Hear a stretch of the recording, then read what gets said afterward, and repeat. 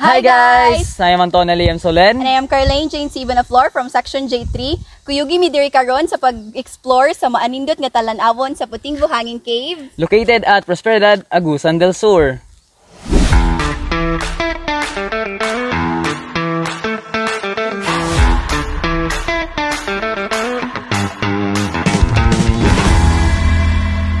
May hapon sa tanan, ako di ay si Rochelle Bashman. Nagpuyo diri sa Puting Buhangin Turok 20. Usa ako na himong caretaker sa tourism.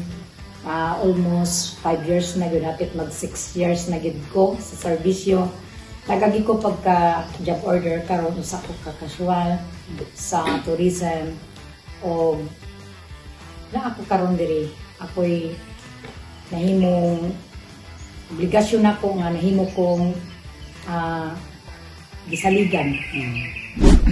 So, among main question, diba kay ka nang nakadungog mo ko sa oda nga mainom daw ang tubig diri. So, ang mga mainom magid ka? Mainom gid siya ang tubig kay sa pagsugod pa lang diri sa kaning lumulupyo bitaw diri sa maong purok. Kana gid siya nahimong saligando, nahimo siyang source sa tubig. Gumikan kay ang diring dapita lisod gid og source sa tubig. O mao na siya nahimong kabanan, gihimo siyang imnon sa mga tao.